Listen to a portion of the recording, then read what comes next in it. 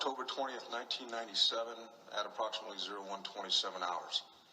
This is a tape-recorded interview being conducted at Hollywood Police. My name is Harry Ross, Lieutenants Michael Nielsen. and here's the way my life has gone. Before we go any further, First, I was a cop, then a private detective, and then a drunk. Also, in there somewhere, a husband and a father. You'd think with all that the world would lose its power to seduce. The film Twilight, not to be confused with that vampire werewolf thing, came out in 1998 and starred Paul Newman, Gene Hackman, and Susan Sarandon. It was directed by Robert Benton, who also did the screenplay with Richard Russo. Now, 4 years before, Paul Newman had had success starring in another film directed by Robert Benton called Nobody's Fool in 1994, and that was based on the book by Richard Russo. So the three decided to create something brand new.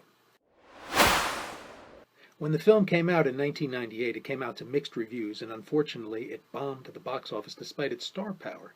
There's also wonderful support in there by Stockard Channing, James Garner, Reese Witherspoon, John Spencer, a young Giancarlo Esposito is in there.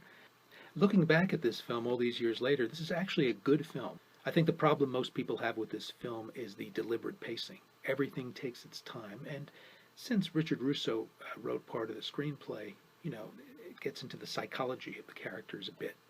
Paul Newman's Harry Ross was an ex-cop and an ex-private investigator who pretty much lives rent-free above the garage in this beautiful Hollywood mansion, owned by these two stars that have been married for like the last 25 years, Gene Hackman and Susan Sarandon. And boy, does he have a crush on her. When we see Harry for the first time, he's actually in Mexico trying to retrieve Hackman and Sarandon's daughter, played by Reese Witherspoon, who's having an affair with an older guy, Liev Schreiber. This is before the days of Ray Donovan.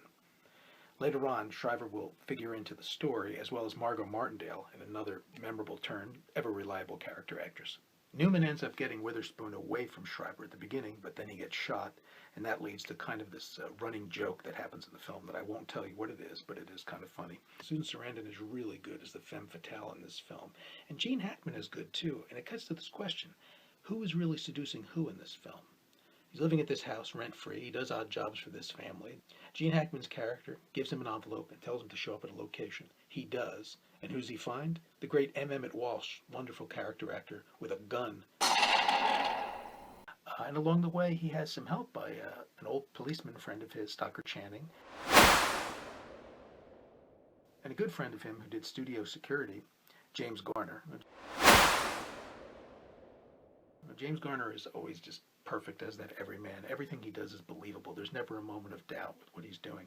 What should also be noted about this film is there's three wonderful locations. The ranch house is absolutely gorgeous in this film, as is the house that Hackman and Sarandon own, as is the house that James Garner owns. Beautiful, and one of them actually was an unfinished Frank Lloyd Wright house, which I found to be very interesting, but the architecture, absolutely beautiful. The score by Elmer Bernstein, perfect. The cinematography, everything is evocative of these old-time film noir films, except it's a modern-day film noir. So if you like a little bit of a mystery, a nice little detective yarn, good actors, good supporting actors, this is the film for you. Yes, it is a little slow-paced. It's a beautiful film to look at. So I tell you, 1998's Twilight, worth taking a look at. It shouldn't just be a forgotten film.